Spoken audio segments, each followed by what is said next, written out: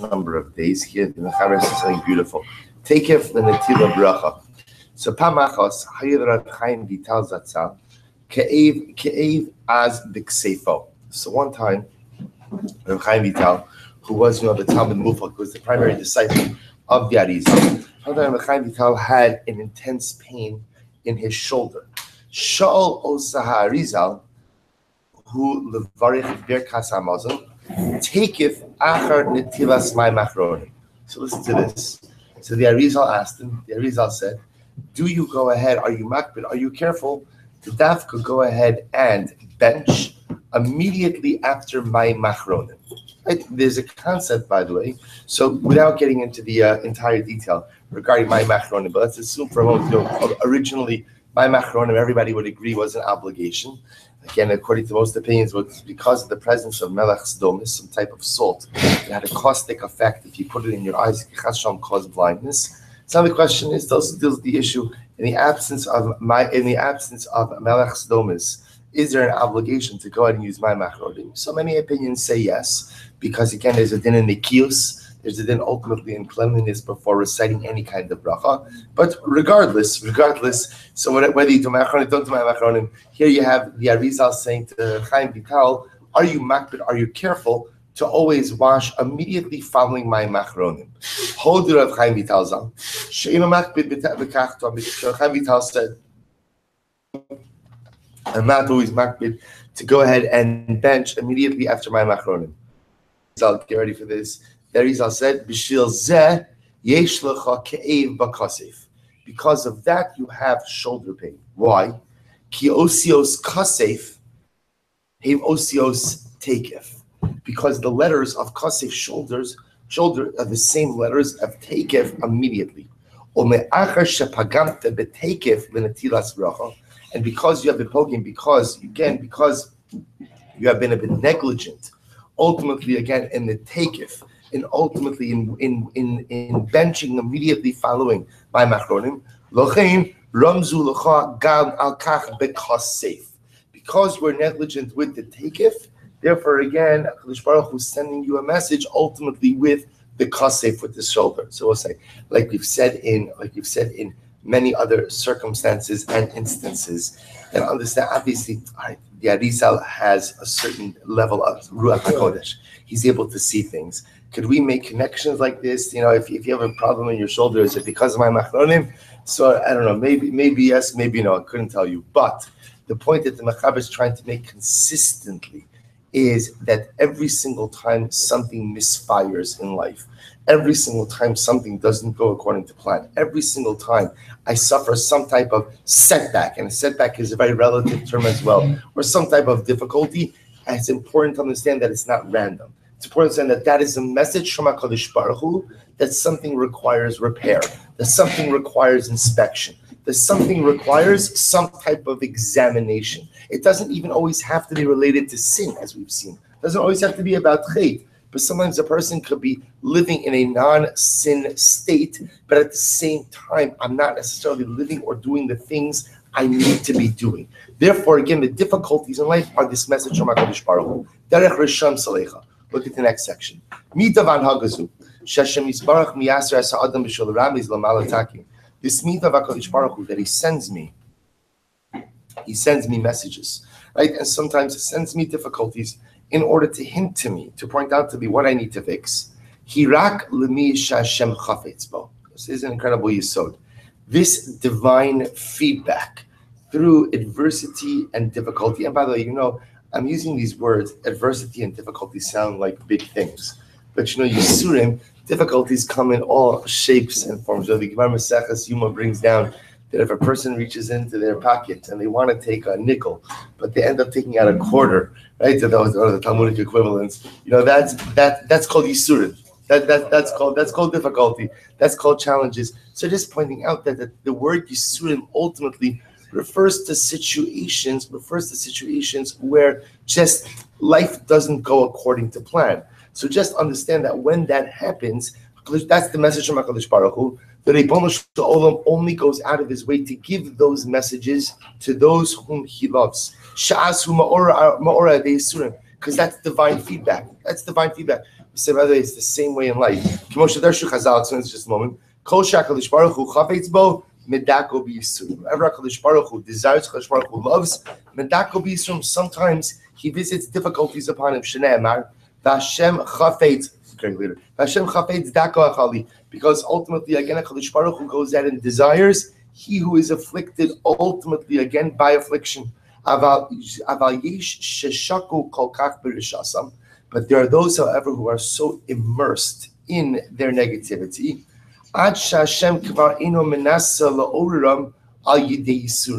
that God doesn't see a need, that God doesn't see a purpose in trying to awaken them through challenges and adversity. Because God knows it won't work. As we'll say, we all have this in life. There are some people, very deeply, who are doing things that are objectively detrimental to them. So if you love someone, you want to point out when they're doing something wrong, but you also know that at a certain point in time, a person won't listen.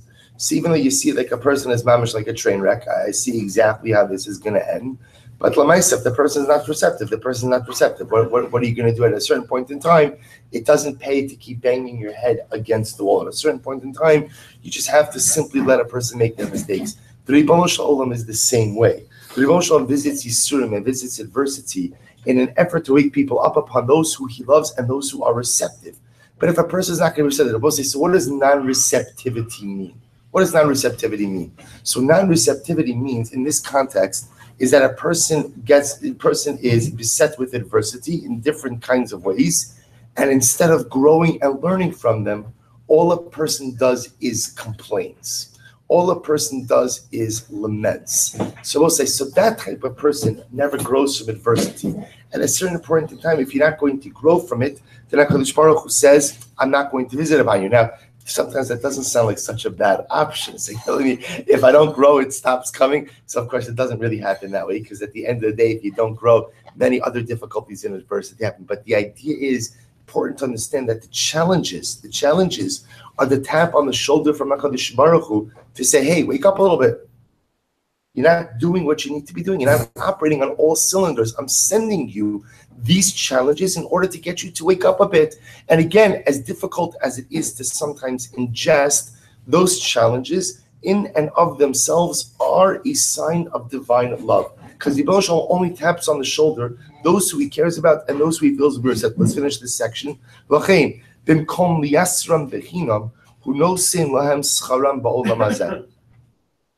And therefore, again, I'm sorry.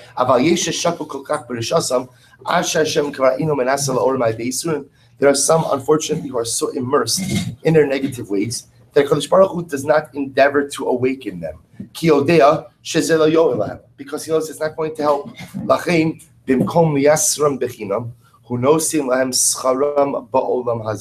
Therefore, again, instead of afflicting them, HaKadosh Baruch Hu just simply gives them their reward in this world.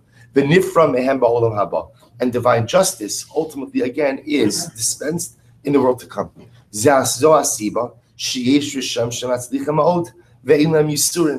is one of the reasons why there are many wicked people who prosper. Right? Russia V'Tovlo. There are wicked people who prosper. Why?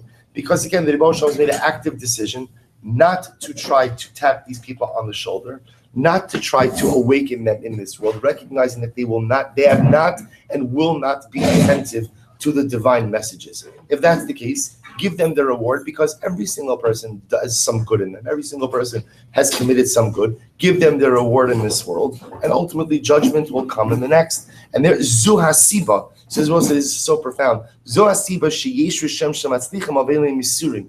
You see, we often think of yisurim, we often think of adversity or difficulty just simply as a punishment. But at the end of the day, although it manifests itself that way, it's a wake-up call from HaKadosh Baruch Hu to just examine what we're doing and how we're doing it. That wake-up call is a manifestation of incredible love. When HaKadosh Baruch Hu doesn't care, chas v'shalom, He stops with the taps on the shoulders. He says, fine, do whatever you want. And after 120, we'll figure out what the cheshbon is. Amnam ba'olam haba yifrum shusam v'hem yu chaserim mikol tulat safon letzadikim le'natzach netzachim. So we'll say, so this ultimately, again, he begins to explain the concept of tzaddik v'ralo and rasha v'tov. There is this concept that although a person could do all the right things in this world, l'maisa, at the end of the day, the difficulties and adversities that they face, lav dafka, are a punishment, but rather, again, the tap on the shoulder are the wake-up call to re-examine and reevaluate what's happening. And chas v'shalom, should a person fall so out of favor with HaKadosh Baruch Hu, sometimes the taps on the shoulder stop coming. Sometimes HaKadosh Baruch Hu says, listen, I'm trying so hard to communicate with you, to talk with you, to wake you up, to get you to exam. But if you're not going to, at a certain point in time, you can lead the horse to water, but you can't make it drink. The emotional, I'm saying, I could tap you, I could try to talk to you, I could try to get you to evaluate, to introspect, you to engage in those processes. So Rasha v'Tovlo is the state ultimately, again, where the emotional, to a certain degree, disengages from the Rasha, says, listen, you've done great things, I'm going to give you your reward in this world, and we'll just have to figure out what the cheshbon is after 120. But I will say, we'll stop over here for today, because we'll get a few minute head start on the daf, but just understand this is such a profound yesod, because what it forces us to do is just to examine the events. Like I said, we don't have the clarity of the Arizal, right? And we don't have the clarity of the Baal Shem Tov, two dramatic examples that we've seen, to be able to create direct correlations between setbacks, adversities, in particular misdeeds. But each of us has the ability to introspect when life doesn't go according to plan, and to ask myself, what's the message? What is Ribon Shalom now? Does that mean if I introspect and I contemplate, that I'll figure out what the message is from some type of adversity or challenge? No. Figure out like the Arizal, the Kasef and the Takef? Probably not. But I'll say at the end of the day, the ability somehow to grow from adversity, the ability somehow to grow from the Yisurim, to understand that it's the tap on the shoulder, because HaKadosh Baruch Hu loves me, is one of the greatest levels that we're able to reach in life. Okay, we'll stop over here. We'll pick up Emeretz Hashem bottom of Kuf Yud. What were you going to say? God brings positive things to people too. Say that once more. God brings positive things. Absolutely. We're going to see that this is not just, you guys, this is not just about adversity. This is also about introspecting in times of good as well. 100%. 100%. True. Thank you.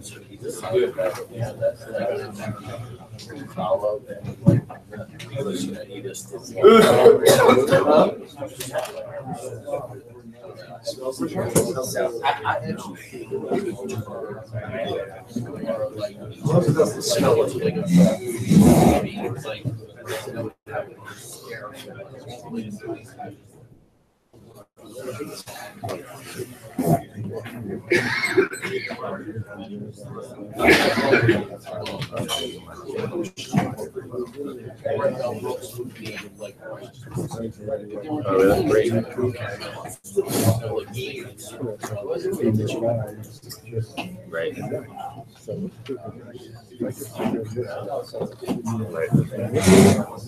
Right. For now, I have to send that message before. You get everybody. Well, send it before the top. I don't do it during. I don't do it. No, you do it during the break. Too early is going to be. Some wives might start cooking. All right, so we'll say good morning. Good morning. Let's begin. Is Daf Hey, page 5. We are picking up Dalet Amud Beis 4b, and we're picking up 2, 4, 6, 8, 10, 11 lines up from the bottom. It's a beautiful, beautiful daf today. A lot to do. Our shir is dedicated. We hope that on the merit of our Talmud Torah, Hashem will have a complete and enduring aliyah. So I know you probably weren't able to sleep last night because we left off in the middle of a riveting machlokes of yesh aim lemikra, yesh aim lemasoras. When there is a contradiction between the way the word is spoken and the way the word is written, so lemaisa, which form ultimately attains supremacy. So that's our machlokes. So remember, we seesawed on this. We went back and forth on this a little bit yesterday, tried to figure out, is there machlokes, not a machlokes. So we left off yesterday with Ela li'olam pligi. In reality, there is a machlokes as to whether or not we say yesh im lemikra, yesh im lemasoras. Which one do we give supremacy to? The hani miliki pligi. When there is there a machlokes, heichad deshani krami masoras. That's only about say when the way the word is spoken is different than the way the word is written. Aval hai, because remember both say a lot of this hinged on lo sivashel gedi b'chalevi mo. and assuming that if you don't darshan yesh ein lemikra, so then it could just easily go ahead and be read lo sivashal gedi bechelev imo. In which case the prohibition wouldn't be basar b'chalav, but the prohibition would be basar bechelev, which I will say, of course, is not the prohibition. About high chalav bechelev, the chiyadadinenu yesh ein lemikra. When it comes to chalav and chelev, where again they're both the same, meaning the words are exactly the same, so everybody would agree in that case yesh ein lemikra. We give supremacy to the way the word is read. We follow our Masorah that it's chalav. V'harei yir'ah or yira'ah yir'ah. We have also listened to this when you get into an interesting sugi here. So the Torah is talking about the obligation of aliyah l'regel, of making the trip to Yerushalayim 3 times a year. So the pasuk says shalosh pamim b'shana yira'ah kol zechur chas panei Hashem. So the word is yira'ah. He will be seen. The individual who is ascending will be seen.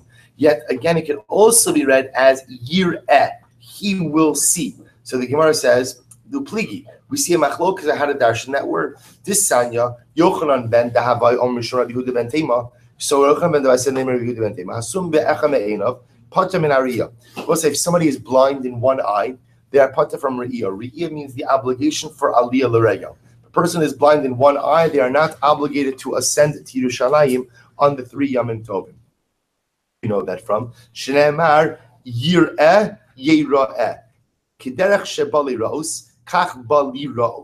Both in the same way that HaKadosh Baruch Hu Kiviyachol comes to see what's happening in Yerushalayim, so he comes to be seen. Ma lir'os b'shtei, just like HaKadosh Baruch Hu Kiviyachol sees with 2 eyes, av leir'os b'shtei, so too he comes to be seen with 2 eyes as well. Therefore, I will say the Gemara dashes from here that if a person only has 1 eye, therefore they are pater ultimately from aliyah l'regel. So we'll say here you see that the word yir'eh and yira'eh ultimately are written the same, yet the machlokes still applies. You're right. Let's take this out for just a moment. Let's deal with basar b'chalav. Pasuk says lo savashal gedi b'chalev imo. Do not cook a kid in its mother's milk. Derech bishul asra Torah. Ultimately, again, the Torah is answering bishul. It will say, for halachic bishul to occur, you need what? You need at least 1 liquid medium, or you need a liquid medium. That's the definition of bishul. Cooking 2 items together when one of them is not a liquid is not called bishul. It could be called a variety of other forms of cooking. Meaning bishul is there's tigum, there's afiyah, there are different types of cooking. The definition of bishul is where there is a liquid medium present. Therefore, again, it says the way we know to read that word chalav and not chelev is how? Because the Torah uses the word bishul. Since he uses the word bishul, therefore, by definition, we know we're talking about a liquid. So both sides, the Gemara essentially ends here. It ends here. Now, what's our resolution? So the answer is, it's a machlokes. We'll say sometimes it's not resolution. So it's a machlokes. This is still an ongoing machlokes to this very day. I mean, nobody's actually arguing about this today, but we're reading the Gemara. So yesh ein lemikra, yesh ein lemasoros. And again, this machlokes appears throughout Shas. Do we give supremacy to the spoken word, to the written word? The truth is, more times than not, we end up paskening yesh ein lemikra. We end up paskening that supremacy is given to the written, but nevertheless, this is a machlokes that exists. Tanabana. But so we're going to get to some very interesting sugyas. Dini mamanis b'shlosha. We've established already that monetary law is adjudicated by a beis din of 3 people. But if someone is an expert, if someone is an expert, considered an expert by the public, dan afilu yichidi, then a person could judge even by themselves. So we're being introduced now to a new concept called the yachid mumche. The yachid mumche is this expert judge, and the expert judge has the ability to adjudicate cases by himself. We're going to talk about the credentials in just a moment. Rav Nachman, Don Dine Mamanis Bichidi. So Rav Nachman said, like me, I can judge monetary cases myself. But I understand this is not a statement of gaiva. People think that because I'm not allowed to be gaiva, I can't be self-assured. A person, gaiva means thinking that you are more than you are. That's arrogance. Being properly self-assured means I know who I am. I know what I've accomplished, I know what I can do. I also know how much more I have to do. So Rav Nachman is saying, I can adjudicate this by myself. because I'm a mumcha in the halacha. I'm an expert in the halacha. Rabbi Chia could go on, Ano, done dinei mamonos b'yichidi. Rabbi Chia also said, like me, I'm an expert in monetary law, and I could judge monetary cases myself. Ibaylahu. Keep going, Ano. So we'll say, so what does this mean, like me? When Rav Nachman and Rav Chia said, like me, what does like me mean? So, digamirna, visavirna. So we'll say, does it mean someone, gamirna, this is actually very interesting. Bless you. Gamirna means I've learned, if you look at Rashi, gamirna shmuos dinin merabosai, shmuos, I've learned a lot of halacha. Visavirna, this is interesting. Look at Rashi. Yodea ani lahosif uliyashev kamim amidati. So we'll say, to amass knowledge is very important, but more important is svara. Svara means the ability to learn something and then take a principle, isolate a principle, and utilize it in deciding a different scenario. In the Torah, this is referred to as the Chachamim and Nevonim, right? So a Chacham is someone who has knowledge. A Navan, Rashi HaKadosh says, is someone who's able to take the knowledge he learned and ultimately apply it elsewhere as well. So we know that so Kigon Ana means well-versed, ability to apply. V'nakitna reshusa. And does this person have to have received permission from the Reish Galusa? So we'll say this is assuming this is occurring right now in Bavel. In Bavel, the head of the Jewish community was the Reish Galusa. So it was a little bit like a monarchy. Literally means the head of the Galus. The Reish Galusa usually was a descendant of the Davidic line. So again, there was an element of Malchus that was there, and he was vested with incredible authority. So in order to judge, in order to be a lone judge, do I have to have received permission from the Reish Galusa to adjudicate cases or not? Or, but if I didn't get permission, maybe I don't have the right to adjudicate. So we'll say everybody agrees that you have to have gamirna and savirna. I have to be knowledgeable, and I have to have the ability to learn principles and be able to apply them in other cases. The shaila is, do I need permission from the Reish Galusa to go ahead and adjudicate cases or not? So Tashma, the Marzutra Beid Rav Nachman done Dinei V'Ta'a, Marzutra Beid Rav Nachman adjudicated the case. And I will say apparently he judged it, he adjudicated it by himself. And he made a mistake. Right? He delivered an erroneous ruling. Aslekam Rav Yosef. So he came before Rav Yosef says, what do I do? Amalei im kibluch alayhu lo sishalim. If the litigants accepted you upon them. Take a look at Rashi just a moment. It's the first short line. In kibluch alayhu legamre leilech acharecha im ledin im lidos v'lo yitva'ucha lo sishan. So we'll say, if the litigants agreed to essentially accept your judgment as binding judgment, no matter what you say, then you are not obligated to go ahead and pay them any kind of damages. In other words, that if they made a blind acceptance, they signed at the beginning, we hereby agree to accept, meaning recognizing that there's always a potential for human error in human judgment. If they just not blindly, but if they just wholly accepted your judgment, then l'maisa you're not chayiv for any kind of erroneous ruling. Below, but if they didn't do that, in other words, if they agreed to accept your judgment, provided that what? It was correct, then halacha l'maisa you're chayiv for then zil shlim. Shema Rabbi say, what do you see from here? Kilo naket reshusa dinei dina. We'll say, first of all, this was a case where he did not receive permission from the Reish Galusa. And you see that here he was still permitted to judge. Therefore, what do you see from here? As long as you have kamirna and savirna, as long as you are knowledgeable and you know how to apply concepts, l'maisa you are permitted to adjudicate cases if you are yachid mumcha, even if you did not receive the reshus, the permission of the Reish Galusa. Shema mina. Amarav. Hayman de baile meidan dina. Supposed to listen to this.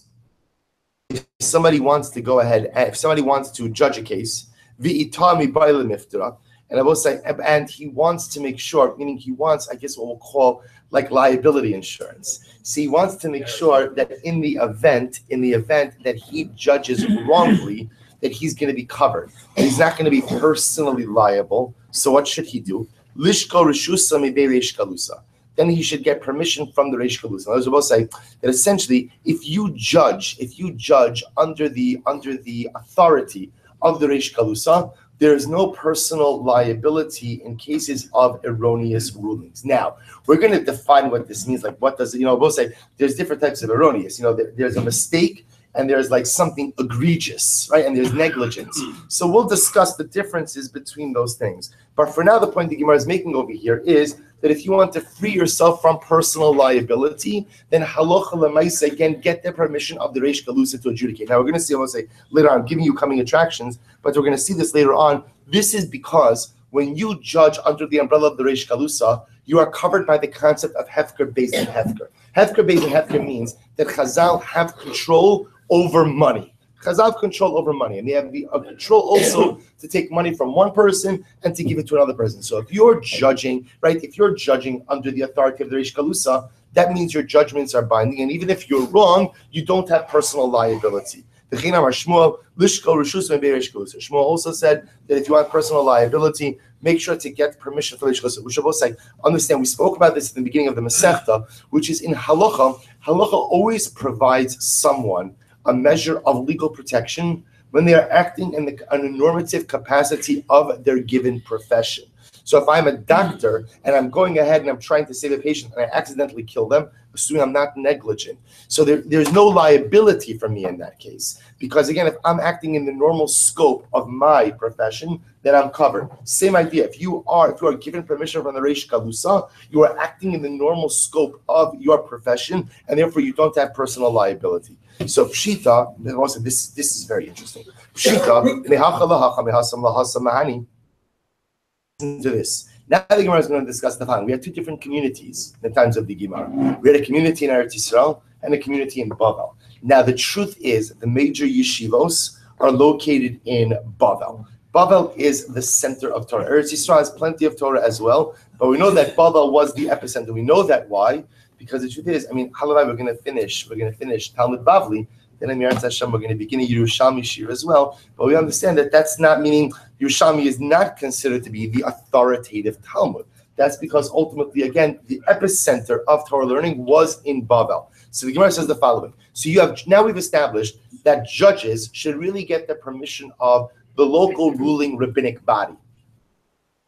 So I understand, mehacha lahacha. So a person who gets permission in Bavel from the Reish Galusa could judge here. So mehasam lahasam, somebody gets permission in Eretz Yisrael, could judge in Eretz Yisrael. So the Gemara says, umehacha lahasam nami mehani. So I also understand that if you get permission from the Reish Galusa to judge cases in Bavel, they will say that license is also usable where? In Eretz Yisrael, right? Why? The hacha shevet v'hasam mechokek. Because they will say here in Bavel, the rabbinic community is called the staff, and in Eretz Yisrael, they're called the scepter. Kidisanya, lo yasser shev miYehuda. So the pasuk says, remember this is in Parashas Vayechi, by the brachas of Yaakov into Yehuda, the staff shall not leave from Yehuda. Who does that refer to? Elu Rashi Golio Shebavavel. So we'll say the staff ultimately refers to the heads of the Golos in Bavel. Sherodin es Yisrael b'shevet. They rule over the populace, the rule of the Jewish people with the staff. Umechokik mi bein raglav, which we'll say connotes authority.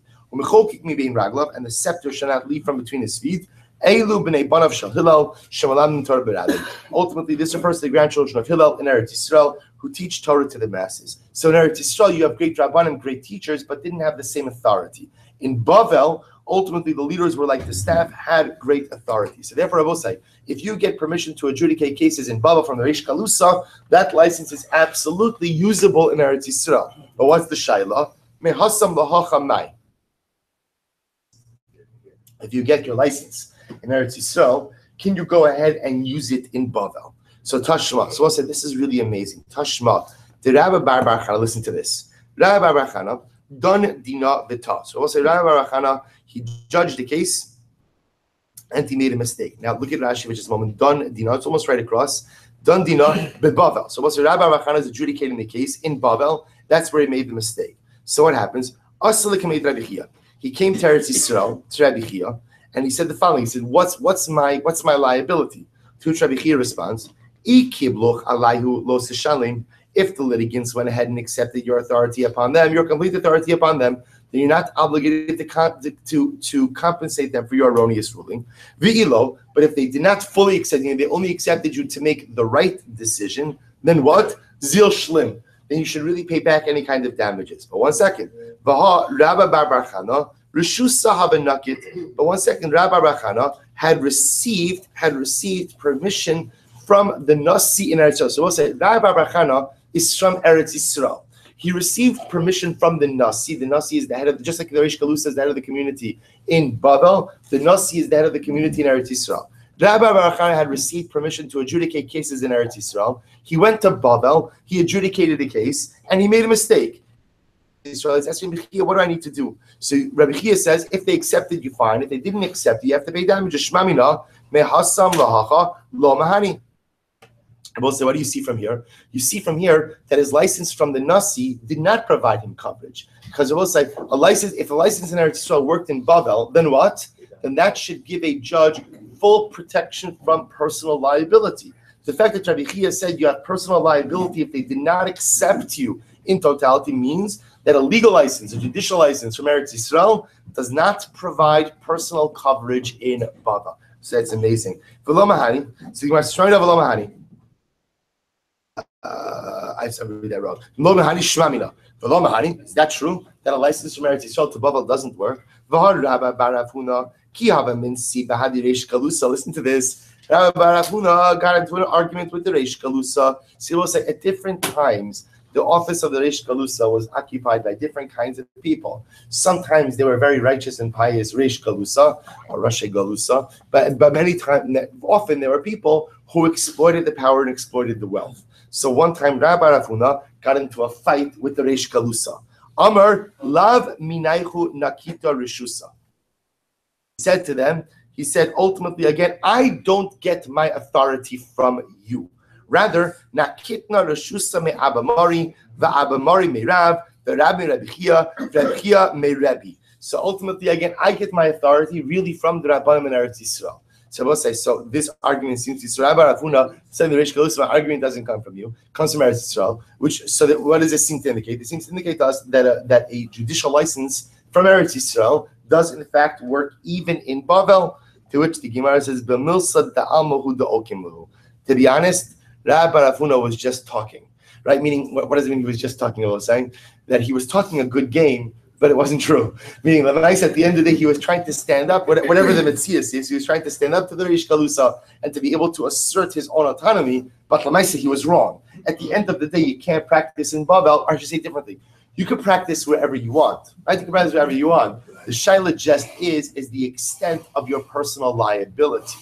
So what the Gemara is suggesting over here, Rabbi Rafuna was wrong. It's not true. You can't practice in Babel with a judicial license from Eretz Yisrael without having personal liability. So if that's the case, that a judicial license from Eretz Yisrael doesn't work in Babel, Rabbi Bar Chana Rishusa Dinaket Lamali. If that's the case that it didn't work, so why did Rabbi Bar Chana? So let's go back to the original case. Rabbi Bar Chana had gotten a judicial license from the Nasi in Eretz Yisrael, and he goes to Babel to adjudicate cases. He makes mistakes. He came back to Rabbi Chia and said, "What do I do about my mistakes?"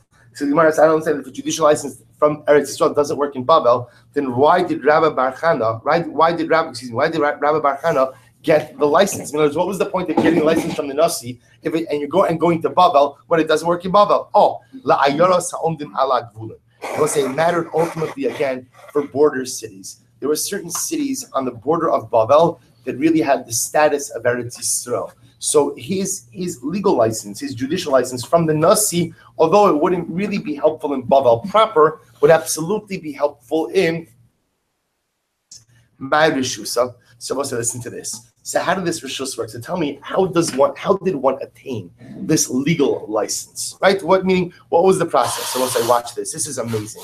So when Rabbi Bar Chana went to Babel, watch this. Amrale Rabbi Chia Rabbi. So remember again, Rabbi Yehuda Nasi is in Babel. Rabbi Chia is in Eretz Yisrael. Rabbi Bar Chana, who is going to see is a relation of Rabbi Chia, is going now to Babel. Rabbi Chia wants to help we're going to see it's his nephew, Rabbi Bar Chana, go ahead and get a legal license in Babel. So he says to Rabbi, Ben Achi Yored LaBabel. Right, the son of my brother is going down to Babel. Yore. So Rabbi asked, is he able to pass in halach? So if you look at Rashi over here, Rashi says Yore Isser veheter amar lahem Rabbi Yore. So Rabbi, can he pass in halach? So Yore refers like to Yardea halachos of Isser veheter. So remember, Yardea includes, like Halach Mas, Yardea includes Hilchos Nida, Yardea includes Hilchos Kashrus, Shchita, Melicha, all different. So Yora does he have the right to go ahead and paskin on? Can he go ahead and paskin on Isser Beheter? Rebbe said Yora to go ahead and paskin on Yora halachos on Yardea. Yadin, does he have the right to adjudicate monetary principles? Rashi says Birshus v'yiftar milashalim. Does he have, you're giving him a judicial license to judge monetary law and therefore providing personal coverage? Yadin, he has the right to go ahead and judge monetary law. Yatir bechoros, does he have the right to go ahead and permit bechoros? So also yatir bechoros means every firstborn animal is considered to be the property of the Kohen, unless, of course, what? It's blemished. If it's blemished, then the Lamaisa it remains with the owner. So you have to be an expert in examining blemishes. So the Lamaisa again, he asks, is my nephew permitted to go ahead and examine blemishes? To which Rebbe responded, Yatir. Yes, he is permitted. So we'll say, by the way, you understand the incredible part of this Gemara? Today, what we call smicha, the way we call smicha is yore, that refers to a yaredei smicha, or yadin, right, which refers ultimately to a choshen mishpat smicha. So let's say, so just to understand that terminology comes from here, because that was the mechanism ultimately, again, for granting smicha. Yore, can he paskin yaredei? Yore, yes. Yadin, can he paskin hiltinei mamanis? Yadin, incredible. All comes from this little exchange. So the Gemara goes weiter. The Gemara says, Amalei Rebbe Chiyah Rebbe. Okay, another story. So Rebbe Chiyah said to Rebbe, Ben Achosi, this is now the son of my sister, Yored LeBavel. Yored LeBavel is going down to Bavel. Yora, is he permitted to paskin in Yardei Shailas? Yora, Rebbe said yes. Yodin, can he paskin Choshen Mishpat Shailas? Yodin, Yatir Bechoros, is he permitted to go ahead and permit blemished animals? Says Al Yatir. No, Rebbe said no. Rebbe said no. So before we discuss that, Mashna Lamar the Karle Ben Achi, or Mashna Lamar the Karle Ben Achosi. Why is it in the first case that Rebbe Chiyah referred to his nephew as the son of my brother, and in the second case he referred to his nephew as the son of my sister? Okay, maybe that's just what they were. I mean, maybe the first nephew was the son of his brother, and the second nephew was the son of his sister. Maybe that's what it was. So Gemara says, no. Vaha Amar, that can't be, because Vaha Amar Mar said the following. I will say, so again, remember, just so we understand the names. In the first case, Rabbi Chiyah's nephew was Rabba Bar Chana. In the second case, his nephew was Rav. He refers to Rabba Bar Chana as the son of his brother. He refers to Rav as the son of his sister. So the Gemara says, why the distinction? Well, maybe Rabbi Bar Chana was the son of his brother, and Rav was the son of his sister. To which the Gemara says, no, that's not the case, and I'll tell you why. V'amar mar, Aibu v'chana b'shila u'marta, Rabbi Chiyah, kulu b'nei Abba bar Acha Karsala, mikafri havu. All of these men were the sons of the same father, Abba bar Acha Mikarsala. So they were brothers. Rather says the Gemara, Rav bar Achuha, Dahava bar Achse. So we'll say the difference was, without getting into all the technicalities here, Rav was the product of the union between the half-sister and half-brother of Rabbi Chiyah. In other words, Rabbi Chiyah was born to a man and a woman, both who had children from previous marriages. Those two children, so Rabbi Chiyah's father had a son from a previous marriage. Rabbi Chiyah's mother had a daughter from a previous marriage. Though those two children actually got married, which again, they're not related, they're stepchildren, they got married and they had a child. That child was Rav. So I will say, in essence, Rav's nephew from that union was technically the son of Rav's half-brother, and the son, of Rabbi Chiyah, the son of Rabbi Chiyah's half-brother, and the son of Rabbi Chiyah's half-sister. Stepbrother, stepsister. Good. So it says, I'm sorry, half-brother, half-sister. So it says the Gemara. So the Gemara says, Rabba bar Chana barachud la bar Achse. But on the other hand, it will say, Rabba bar Chana was the son of Rabbi Chiyah's brother, not the son of Rabbi Chiyah's sister. Fine. Be by same. Another possibility will say is what? On the base, Al Shem Chachmaso. This is beautiful. That when Rabbi Chiyah called Rav the son of his sister, it wasn't actually descriptive of a familial relationship. Rather, Al Shem Chachmaso. Rather, I will say it was the son of his sister was a reference ultimately again to Rav's wisdom. Dichsiv emor lachachma achosiat. Say to wisdom, you are my sister. So I will say, when Rabbi Chiyah introduces his nephew Rav to Rebbe, He says, the son of my sister is coming down to Bavel. But the son of my sister is not my biological sister. The son of my sister is Emar L'chachma Achosiyat. The son of my sister, the sister of wisdom. In other words, I'm sending you down someone special. Are you willing to grant them the permission to make a difference in the Babylonian community? Yatir b'choros al yatir. So also remember again. So whereas Rabbi Bar Chana was given permission, second line Hayam Days 5b. Whereas Rabbi Bar Chana was given permission to what? To go ahead and Rav was not given that permission. So the Gemara says, my time. Well, what's the reason? Maybe you're going to say it's because Rav was not wise enough. Maybe he just didn't know the halachos. In other words, he wasn't given the permission because he didn't have the skill set. That can't be. Rav was exceptionally smart. Maybe because it was just okay. It was a big Talmud Chacham, but I was saying knowing women, right? Knowing what kind of mum, what kind of blemishes disqualified bachar is a whole nother skill set. Maybe he just didn't possess that skill set. That's not true either. V'hamar Rav Shmona Asar Chadoshim Gadalti Eitzel Roa Behema. We'll say, listen to this. Rav apprenticed with a shepherd for 18 months. Leida Ezamum Kavua, the Ezamum over. We'll say to know the difference, a different kind of blemishes. Because remember, the type of blemishes that disqualifies a bachor animal, we'll say, is what's called the mum kavua, an establishment. But a mum over, which is something that's going to heal and go away, does not disqualify the animal. So if that's the case, Rav clearly seems to have the qualifications to go ahead and rather, they did this ultimately again to give kavod to Rabbi Bar Chana. The Rabbi Bar Chana should be the one who paskins the bachar shaylis, and no one else should paskin him. The possibility is mishum ha gufei the Rav Bikia b'mumi tvei v'shari mumi delo yadi inshi. Well, so this is actually a very interesting answer. The other possibility is that Rav was too good. It was too good, right? You're too good to go ahead and deal with bachar. So we'll say, what does that mean? Rav actually had an expert knowledge in these things, that they were concerned he would end up being matir things. He would end up being matir things that they had not been matir up until this point. People would make certain assumptions based on his piskei halacha, and it would come to be matir many things that should not be permitted. So we'll say, people might say, in other words, they were concerned that Rav would, because of his bikiyos, because of his incredible knowledge and expertise, would introduce new standards. Those people would learn from those particular standards and end up making mistakes, being matter certain women that were not mutter. Therefore, again, they vested the authority with Rabbi Bar Chana, his cousin, Rav's cousin, but not with Rav himself. Also, what's also amazing about this Gemara is you see these relationships, which are amazing. Can you imagine in one mishpacha, you have Rabbi Chia, Rabbi Bar Chana, and Rav. Well, can you imagine that Helig Musliman? I'm just saying, it's just incredible to think about the incredible Kiddusha concentrated in one mishpacha. Amazing. So the Gemara says, Yora, Igomir Rishusa, Lamali Mishkal. So the Gemara says the following. The Gemara says, I don't understand. If at the end of the day, Yori or Igomir Rishusa, Lamali Mishkal. If somebody is learned, why do they have to get permission? I was supposed to say, at the end of the day, so Rabbi Chia is sending his nephews down to Bavel, and he's asking permission for them to pass Kana Halacha. I don't understand.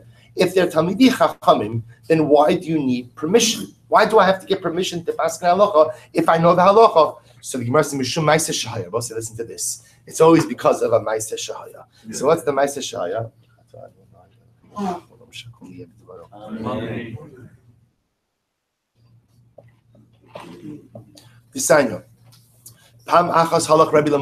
One time Rabbi went to a particular place. And Rabbi said he saw people were kneading their dough b'tumah. Or Rabbi said what that means is, Rashi points out, they were not makbid to go, they were not careful to make sure that the utensils that they were using for kneading were tahar. Why is it that you're kneading your dough in utensils that are tamei? Amrullah, they said to him, because one time we had a scholar in residence, right? There was a Talmud Chacham who came here. And he taught us, Mei bitsoim ein makshirin. He taught us, that Mei bitsoim means swamp waters. Maybe marsh is the better word, right? Marsh waters. In other words, when I say swamp, you get like this disgusting. What it means is still bodies of water. I'm sorry. Thank you. I'm sorry. This one, wetlands. I'm sorry. Is that offensive? I'm sorry. Right? Good. So wetlands. We'll say the idea is non-flowing bodies of water, stagnant bodies of water. So a Talmud Chacham once came here and he taught us that waters from stagnant bodies, ein machshirin. Do not supposed to know. In order for something to be makabel tuma, it has to be mukhshar. It has to come in contact with a liquid. Says Talmud Chacham came along and told us that maybe it's some swamp waters or wetland waters. Go ahead. They're not machshir a kli to be makabel tuma. So the Gemara says v'hu. If both say so, they misunderstood. What he actually told them was v'hu may beitsim darshalu. Both say he didn't say may bitzaim. He said may beitsim eggs. That even though again eggs are a liquid, eggs do not make something hochshar kabel tuma. As well as say, in order for a utensil to be receptive, to become tameh, it has to come in contact with one of 7 types of liquids. Eggs are not one of those liquids. See, he said, Talmud Chacham said may beitsim, but maybe his pronunciation or whatever it is was off. They thought he said may bitzaim, swamp waters. So the Gemara says, "Inhu saber maybe some kamar v'to nami baha." Mistaken the following idea also: May karmion umay figa psulin mipnei shehem may bitzaim. So we'll say, so what happens? So what the may karmion may figa? Rashi points out that these are swamps. If you take a look, karmion and piga naros shalagame. These are rivers of swamps. So the idea is again, these are stagnant bodies of water. So the Gemara said, so this Tam Chacham Darshan, they're psulin. They both said they're psulin for water of para aduma. Because remember again, you take the ashes of the para aduma and you have to mix it with what? Mayim chayim, which means water from a spring. So you can't take water from a stagnant body. So what happens? Ve'inhu saver, these townspeople thought, since you can't use it for paraduma, achshuri namilo ach machshuri. Therefore, again, since it's possible for paraduma, it also is not capable of making something receptive to tuma. Belohi, but in fact they were wrong. Hasam in chatos ba'ina mayim chayim. Also by paraduma, there's different. It's just because you mayim chayim, you need for spring water. Hacha achshuri kol du machshuri. They both say, but again, when it comes to achshur kila, making a utensil receptive to makabel tuma, any type of water will do. So we'll say, so what did they say? Tana. So they ruled ba'osa shah gazru talmid al yore ela imki nota rishus meirabo. We'll say from after this episode, the rabbis passed an act which says you cannot paskin halacha unless you receive rishus from your rebbe. In other words, we'll say there has to be a process, has to be a framework for rabbinic accreditation. Otherwise, anyone could show up, say anything that they want. To ensure that the right people are disseminating the right information, there's an accreditation process. If you look at Rashi for just a moment, Nota Rishus Meirabo, V'chiyav Rabo Rishus Meidok Dayak Be Shelishono Pakos V'lo Yitu Hashom Estar. So this is amazing. So it's sometimes a person could go ahead and possess all the right knowledge, but I will say just as important as possessing knowledge is what is the ability to communicate it effectively. Therefore, again, even if we know that someone was a great Talmid Chacham, they would still have to receive reshus before passing halachas. Why? To make sure that they were able to convey it in a clear and appropriate fashion. Because again, even if you have the knowledge, but you don't know how to properly convey it, you see the mistakes that can be made. Tanchum Rabbi Ami. So let's listen to this. Tanchum, the son of Rabbi Ami, Ikla lechatar. He went to a place called Chatar. Chatar was the name of a place. Dorish lehu. Mutter lil so schitin bepesach, that you could soak. You were supposed to say what they used to do is they used to soak some wheat in water to soften it, and they would crush it immediately. So tanchum passing it. This is mutter, and we're not choshesh. We're not worried about it becoming chametz because it's only soaked for such a short amount of time and crushed up immediately. Amrulo lav Rabbi Mani divin surah ikacha. So he said to Tanchum, excuse me, who are you? Right? After all, you're a great Talmid Chacham, but Rabbi Mani divin sur is here. There's a greater Talmid Chacham than you here. Meaning your Rebbe's here. V'tanya, Talmid al Yora halacha b'makom Rabbo. And I will say, we paskin that a Talmid should not paskin halacha in the place of his Rebbe. El imkin hayarachok menu shalosh parsos k'machane Yisrael. A Talmid should not paskin halacha in the presence of his Rebbe, unless, of course, what they're both say, he's at least 3 parsos, which is a significant distance. 3 parsos away. Where do we get 3 parsos? 3 parsos is the distance, was the length of Machan, the Jewish camp in Eretz, in the Midbar. So I said to Tanchum, how can you paskin halachas when your Rebbe's right here? To which they said, Amrlo lav adatoi. Tanchum said, I'm sorry, I did not know. I did not know my Rebbe was here. Had I known, I would not have gone and paskin halachas. Rabbi Chia chazi lahu gavra davikar beis hakvar. Supposed to listen to this. Rabbi Chia saw a man who was standing in the cemetery. Amrle lav ben ish ploni koinata. Aren't you a kohen? What are you doing in the cemetery? So the man said, yes, you're right. Avua dahu gavra. The father of this man, in other words, he was referring to his own father, Giva Einayim Hava. I will say literally means, Giva Einayim means he had high eyes, which means he followed after his eyes, he followed after his desires. And what happens? Nasan Inav Bigrusha, he went after, right? He ended up marrying a divorcee, and ultimately, again, I am the result of that union. I will say, now there's something very interesting over here. If you look at Rashi, Rashi says over here, take a look, Rabbi Chia Chazieh. He says, Rashi says, Rashi says, I have absolutely no idea why this story is here. Right? What is this doing here? So we'll say, listen, this is actually quite amazing. There is a point to this story, which is what? Well, so listen to this. We just got finished saying, right? We had the previous story where Tanchum ended up accidentally passing halacha, where, even though his Rebbe, Reb Mani, was around. And Tanchum later on apologized. Had I known my Rebbe was present, I would not have passed halacha. Then I both say, fast forward to the next story. Rabbi Chia, right? Now Rabbi Chia is the Talmud of Rebbe.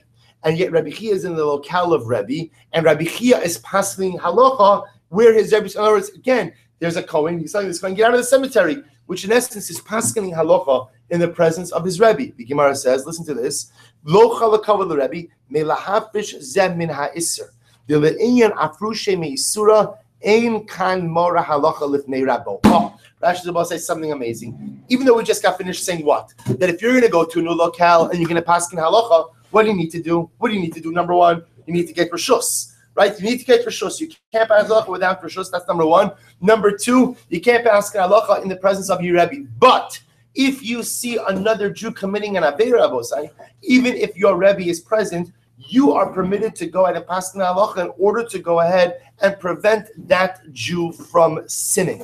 That, says the Gemara, is the point of this story. That even though Rabbi Chia was the Talmud of Rebbe, and even though he's in the locale of Rebbe, ultimately, in order to prevent this other Jew from committing an aveira, he was permitted to go ahead and even though this is not really such a psak halacha, right? This is just simply sharing a halacha, and we'll get into that a little bit more.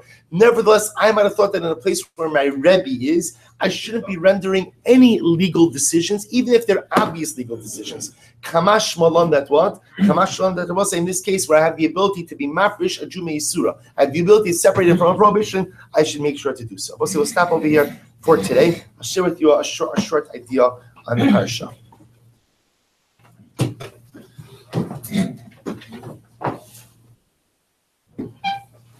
So we know that in the beginning of Parshas Matos, so the Torah goes ahead. Torah speaks about the halachos concerning nidarim. So the Torah discusses over here the idea if a woman, a wife, goes ahead and makes a neder. So the Torah says this is in Perek Lamed Pasuk Tes Vav, chapter 30, verse 15. If a husband is quiet, right, and after hearing the neder, he does not object. So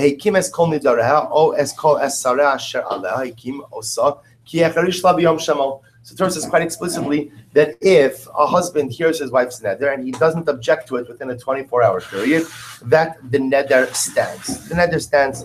So as I saw a beautiful idea from the Ar Pnei Moshe. The Ar Pnei Moshe is one of the Talmidim of the Maggid of Mezrich. And he says something amazing. He says that this pasuk doesn't just teach us about nedarim, but it teaches us a magnificent lesson about life. Listen to this. V'im emasei hacharish yacharish la isha. Isha. Now you have to listen to the end of this sentence before you walk away. Who is the isha? That's the Yetzer Hara, right? The isha is the Yetzer Hara. We'll say, now what does it mean? The isha is the Yetzer Hara, the wife is the Yetzer Hara. What it means is like this. The Sini Rabbi was saying that what's the mark of a meaningful marriage? Al kin yazov ish es ave v'himo v'davak be'ishto. We'll say the yisod in marriage is dvekus. The goal ultimately, again, not that I'm just I have a nice relationship with my wife, but there's a devekus. There's a connection with one's wife. There's a connection with one's spouse. V'hayula basar echad. They become one entity. So the Arpanei Moshe says so dramatically well. The Yetzer Hara is like the Isha. They will say sometimes the Yetzer Hara is part and parcel of us. It clings to us. Where there are challenges, our deficiencies, all of the spiritual difficulties we have, they're not external to us. Like a wife, there's a devekus. They cling to me. So I say, how do I combat the Yetzer Hara? How do I overcome my Achilles heel? How do I go ahead and overcome my deficiencies and weaknesses in life? Listen to this. Yishtok v'aniach esaguf. Lilasos mitzosav li'isparks. Let's listen to this. V'im hacharesh yacharish la isha. What's my goal? My goal, the woman. Right? My goal is to silence the Yetzer Hara. My goal is to silence the Isha. I want it to be silent. I want to stamp it out. I've been struggling with the same thing for so many years. And I want to make a change. I've been makabel to make a change so many times. I want to silence it once and for all. How do I do that? Listen to this. Lazeh amar miyom el yom. So it's just amazing. If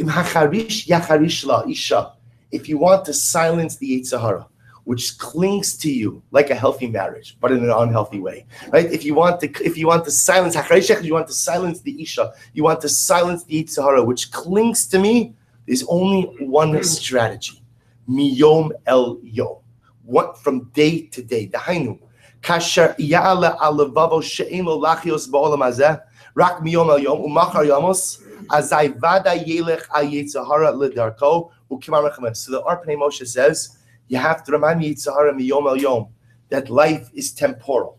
That whatever pleasure you think you're going to get, whatever hanoah you think you're going to get, whatever benefit you think you're going to get from whatever negative actions the Yetzer Hara wants to seduce me into doing, miyom el yom, the benefits will only be temporal, but the repercussions could be eternal.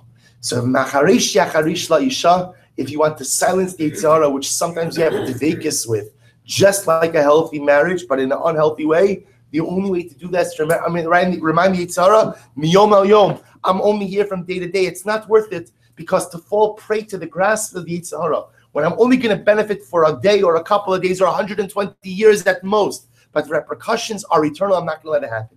Otherwise, I think you take the Arpanei Moshe in a different way. Same yesod. If you want to go ahead, if you want to go ahead and silence the Yetzer Hara, there's only one way to do it, and that is to live life one day at a time. As I will say, that sometimes we have to tackle major challenges in life. We each have our nisyonos, and we each have our challenges. And I will say, make a master multi-year plan. Difficult to hold to it, because we know not what life has in store for us. And therefore, sometimes the best way and the only way to vanquish the Yetzer Hara is miyom el yom, is to try to wage the battles, not as a multi-year war, but just simply from one day to the next. I will say, the mark of successful living is not how you live your years, it's how you live your days. If I wake up in the morning and I say, you know what, the only thing I control is today. And today I'm going to maximize today. I can't worry about tomorrow right now because I don't know how the day is going to fall, what's going to be tomorrow. We'll say sometimes we get so caught up in making grand plans, right? How many times, again, it's very pertinent for this, how many times do people say, you know what, I'd love to learn the daf, but what? Feud, like number one would come up, right? What would number one? I heard this from a friend. Right? What would number one be? Number one would be was, I don't know if I could commit long term. Anyone who tells you they can commit to anything long term is lying, because no one could commit to anything long term because they don't know if I'm going to be alive. I don't know what's going to happen. So we'll say so many times in life we back out of incredible opportunities because I don't know if I could commit. Paul said the only thing that the Ribono Shel Olam asks us to commit to is yom el yom.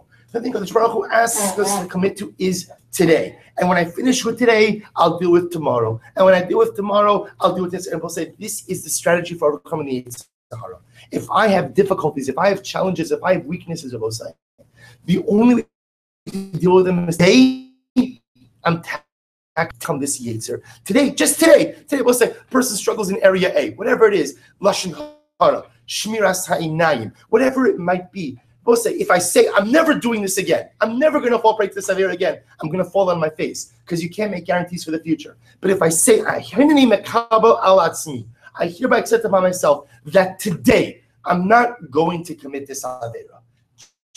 Just today. Not only I say, that's the beginning of success.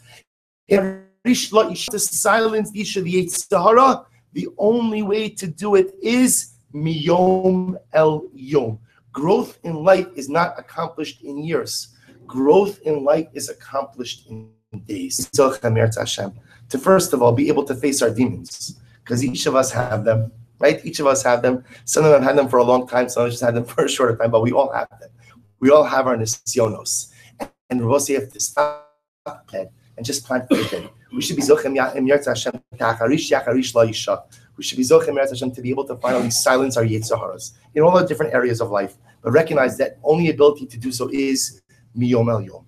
The ability not to plan for the week, not to plan for the month, not to plan for the year, but maximize the day. And then something amazing happens. Those days, multiple days of success, days are strung together to form weeks. Weeks form together to form months, and months form together to form years. And we'll say that's how success in life begins. But it all begins not with the year, but the ability to take ownership over how the day is. Through that, to overcome our demons, to conquer our challenges, and ultimately lead lives of the Vekas to HaKadosh Baruch